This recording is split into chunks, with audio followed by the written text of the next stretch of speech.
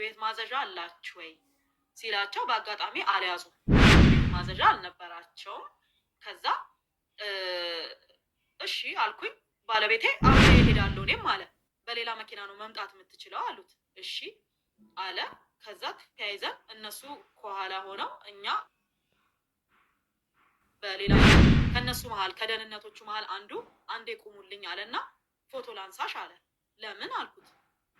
ፎቶ ላንሳሽ ሲል ለምን አልኩት። አይ ስላስፈለገኝ ነው አለ። ሳኝ ከዛ በቃ እዚህ ጋር ሌላ ስራ ስላለኝ ብሎ ወርዶ ሄደ ልጁ ማለት ነው። ማለት ለምን አነሳኝ? ሲጀምር በህጋዊ መንገድ እዛ እስኪደርስ ድረስ ለምን አልጠበቀም? ለምን አነሳ አልገባኝም። ከዛ ሄድን። ቀጥታ ሄድነው የት ነው? ፌዴራል ወንጀል ምርመራ ነው ሄድነው። ከዛ ቁጭ አረጉኝ። አሻራ ምናምን ይነሳሉ። አሻራ አነሱኝ። ፎቶ ምናምን አነሱኝ። ከዛ እንትን ናቸው አይደለ የሙስና የጸረ ሙስና ላይ ናይት አይደል የምትመዘገበው ምናምን ሲባባሉ ሰማው። ከዛ እንዴ አልኩኝ እዛ ጋር ለነበረው ለሚመዘግበው ሰውዬ እኔ ምነው ሙስና በልቼ ነው ወይ ሰጥቼ ነው ብዬ ጠየቅኩት።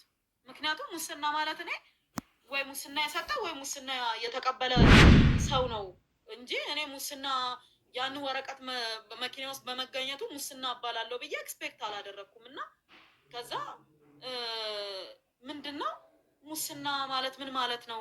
እኔ በልቼ ነው ሙስናውን ወይስ አብልቼ ነው ሙስናውን ስለው አይ አይደለም ይሄ ሰነድ ሐሰተኛ ነው ስለተባለ ሐሰተኛ ሰነድ መጠቀም ሙስና ነው ተብሎ የሚታየው አለኝ። ነው እሺ። ከዛ የሚመዘጋገበውን መዘጋገቡ። ከዛ ቤቱን መፈተሽ እንፈልጋለን አሉ። ቤታችንን ማለት ነው። ተመልሰን ወደ ቤት ሄድንና ብርበራ ብለው ምናምን ቼክ ምናምን አደረጉ። ኮሜዲኖ ምናምን ከፈቱ። ምንም ያገኙት ነገር የለም። ተመልሰን ሄድን። ከዛ ቪአይፒውን ወረቀት አስመጭልን አሉ። እሺ ብዬ ደውዬ ሹፌሮቼ ጋር አስደውዬ አስመጣሁት ወረቀቱ። ይኸው ወረቀቱ ብዬ ሰጠኋቸው ማለት ነው። መጀመሪያ እኔ ነኝ ለህግ ለመተባበር የሰጠኋቸው። ፈልገው ያገኙት ነገር አይደለም፣ አሳደው ያገኙት ነገር አይደለም። ራሴ ነኝ የሰጠኋቸው። ምክንያቱም እኔ ግልጽ መናገር የምፈልገው ማለት ነው ራሱ ፌዴራል ፖሊስ ቪአይፒ ፓስ ባጅ ልኮልኝ ያውቃል። ፕሮግራም ሲኖር ነይና ተሳተፊ ብሎ ልኮልኝ። ብልጽግና ፓርቲ የተለያየ ፕሮግራም ሲኖር እንደ ኢትዮጵያ ነጋዴ ሴት ፕሬዝዳንት ወይም እንደ አንድ ባለሀብትም ልቆጥረው ትችላለህ። ቪአይፒ ፓስ ቪአይፒ ባጅ መጥቶልኝ ያውቃል። ከንግድና ቀጠናዊ ትስስር ፕሮግራም ሲኖር ቪአይፒ ፓስ መጥቶልኝ ያውቃል። ከመከላከያም እንደዚህ ፕሮግራም ሲኖር ማለፊያ ይመጣልኛል። እውነት ለመናገር መኪና ራሴ ስለማልነዳ በጣም በቃ መንዳት ያለብኝ ግዴታ ካልሆነ በስተቀር መኪና ስለማልነዳ እኔ ቪአይፒ ፓስ ምንም አይሰራልኝም። የት የለኝም። የሆነ ቦታ ልግባ ስልም ሰው አትገቢም ወይ ምናምን አይለኝም። ወይም ነገር ገጥሞኝ አያውቅም። አንድም ቀን የተሰጠኝን በህጋዊ መንገድ የተሰጠኝን ቪአይፒ ፓስ እንኳን ማለት ነው ተጠቅሜው አላውቅም እኔ እስከማውቀው ድረስ ማለት ነው። ከዛ ምንም አላልኩም። እኔ በቃ ጠይቀውኝ ምናምን ወደ ቤቴ የምመለስ ነው የመሰለኝ እንጂ እዛ ምቆይም አልመሰለኝም ጨርሶ ማለት ነው። ከዛ አደርኩኝ። ሰኞ መጣ። ከዛ ልብሴን ምናምን እንዲመጣልኝ ተደረገ። የሚለበስ ምናምን ነገሮች እንዲመጣልኝ ተደረገ። ከዛ በኋላ በቃ ሰኞ ለከሰዓት ፍርድ ቤት ልደታ ፍርድ ቤት ይዘውኝ ሄዱ። በጣም ብዙ ሰው ስለነበረ ወረፋ ሳይደርሰኝ ቀረ። ከዛ እንደገና ሰኞ ጠዋት ይዘውኝ ሄዱ። ድጋሚ ጊዜ ቀጠሮ ማለት ነው። ያው ለምርመራ ጊዜ ቀጠሮ ተጠይቆ ነው ፍርድ ቤት ቀርበ ነው 4 ሰዓት ላይ ፍርድ ቤት ቀረብኩኝ። ከዛ ኢንስፔክተሩ በሰዓቱ የቀረቡት ኢንስፔክተር ይሄንን ቪአይፒ ተጠቅመው የተለያየ ማይገባበት ገብተው ማይኬድበት ሄደው እንደዚህ አይነት ነገር አድርገው ጥፋት መፈጸሙን ወይም የተፈጸመ አደጋ ወንጀል ምንም ካለ ለማጣራት 14 ቀን ይሰጠኝ ብሎ ጠየቀ። ከዛ ክቡር ዳኞቹ ደግሞ ምን ይላሉ ወይዘሮ በረከት ብለው ሲጠይቁ ክቡር ፍርድ ቤት እኔ ነኝ ወረቀቱን ለህግ ለመተባበር ብዬ አስመጥቼ ከሹፌሬ የሰጠኋቸው እኔ ነኝ ማለት እኔ የስራ ሰው ነኝ። በህጋዊ መንገድ የተለያዩ መስሪያ ቤት የሰጡኝን ቪአይፒ እንኳን ተጠቅሜ ማክሰው አይደለሁም። ምን ያደርግልኛል ቪአይፒ? የትኛው መስሪያ ቤት ልገባ የቱ ጋር ፓርክ ላደርግ ምን ልጠቀምበት? ምን ያደርግልኛል ቪአይፒ ፓስ? ምንም አይሰራልኝም። ቪአይፒ አይዲ የሚሆነ ቪአይፒ ፓስ ለእኔ ምንም የሚጠቅመኝ ነገር የለም። እና እኔ እንዴት እንደሆነ አላውቅም። እኔ ለህግ ለመተባበር ራሴ ነኝ አስመጥቼም የሰጠኋቸው። የገባሁበትም ያረኩትም ነገር የለም፣ ህገ ወጥም አይደለም። እኛ ጋር ሶፍትዌር ባለሙያ አለ፣ እሱ ነው እኔ በሌለውበት አፕላይ አድርገው ባለሙያዎች ናቸው ሄደው ያመጡት።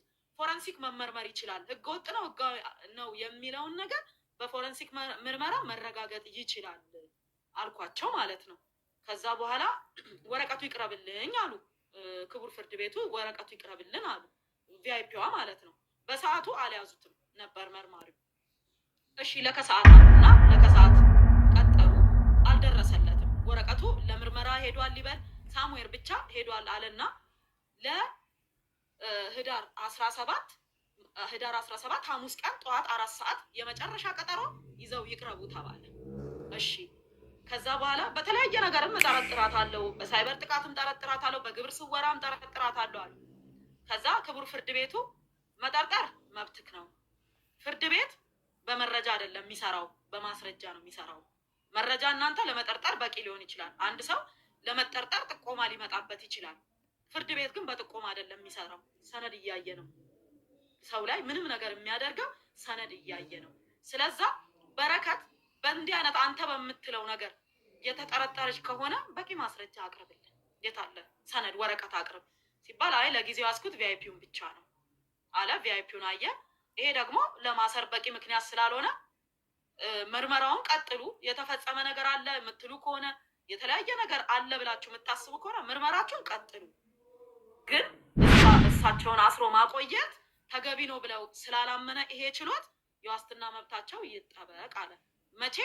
ህዳር 16 ቀርቤ ህዳር 17 ላይ የዋስትና መብት ተሰጠኝ፣ ትፈታ ተብሎ የመፈቻ ትዕዛዝ ተሰጠኝ ማለት ነው። ከዛ መርማሪው ይግባኝ አለ። ይግባኝ ሲል ወዴት ነው ኬዙ የሚሄደው? ጠቅላይ ፍርድ ቤት ነው። ቀጥታ ወደ ጠቅላይ ፍርድ ቤት ሄድን። ጠቅላይ ፍርድ ቤት 3 ዳኞች ናቸው፣ ወንዶች ናቸው። ቀረብን። ከዛ ቀረብንና የተለያዩ ነገር አነሱ፣ ተነሳ። መርማሪ 2 ሆነው ነው የቀረቡት። የተለያየ ሀሳብ አነሱ ዳኞቹ። እዚህ የመጣችሁት በቪአይፒ ወረቀት ዋስትና ለምን ተሰጣቸው? በቂ ምርመራ ሳናደርግባቸው በማለት ቅሬታ ይዛችሁ ነው የቀረባችሁ። ስለዛ ስለሱ ብቻ አውሩ ተባሉ። ከዛ አወሩ። ሌላም እኛ በመኒ ላንደሪም ይኖራል ብለን እናስባለን። እንትን የተለያየ ይሄ ምንድነው የሚባለው ሐዋላ የሚባለው ነገር እሱንም እናስባለን። የተለያየ ነገሮችን እናስባለን። ሲሉ ማሰብ ትችላላችሁ፣ ሌላ ምርመራ መዝገብ ክፈቱ።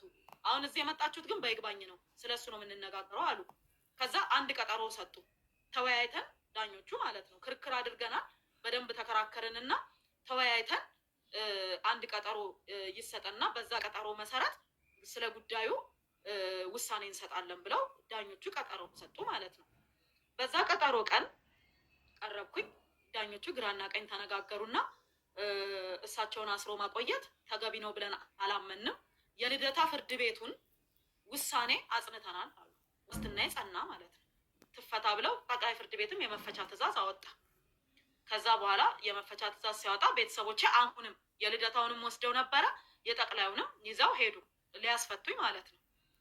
ምክንያቱም ጠቅላይ ፍርድ ቤትም እሷን ማሰር ተገቢ አይደለም፣ ምንም አይነት የተለየ ነገር አላገኘንም፣ እሷን ለማሰር የሚያበቃ በቂ ምክንያት አላገኘንም አሉ። ከዛ ሄድኩኝ ማለት ነው። 2 ቀን ዝም አሉ። ወረቀቱን ተቀብለው መፈቻውን ዝም አሉ፣ ሳይፈቱኝ ቀሩ። ቤተሰቦቼ ለምንድን ነው ማትፈታው? ለምንድን ነው ማትለቀቀው? ያው ደጋግሞ ይጠይቃሉ እየገቡ ማለት ነው። ከዛ ሲገቡ ሲጠይቁ እንፈታታለን ትፈታለች አሉ። 2 ቀን ካደርኩኝ በኋላ ጠሩኝና በረከት ተፈተሻል አሉ። ከዛ ተፈተሻል አሉ። ያ ማለት መቼ ነው? ህዳር 22 ነው። ተፈተሻል በቃ ተባልኩኝ። ህዳር 22 ማለት ነው። ኦኬ ብዬ እቃዬን ምናምን አዘጋጅቼ ልወጣ ስል አይ እንደገና በሌላ ኬዝ ስለምንፈልግሽ እዚሁ ግቢ በቁጥጥር ስር ውለሻል አሉ። እዛው ግቢ ከግቢው ሳልወጣ በቁጥጥር ስር ዋልኩ ማለት ነው። ከዛ ምን አርጌ ነው? ምንድን ነው? ምን ኬዝ ገጥሞኝ ነው? ምን ተፈጥሮ ነው አልኩኝ። ከዛ ምን ተፈጥሮ ነው ለምንድን ነው ስል አይ በህገ ወጥ የሰው ዝውውር ጠርጥረንሻል አሉ። እንደገና አሻራ ስጪ አሉ።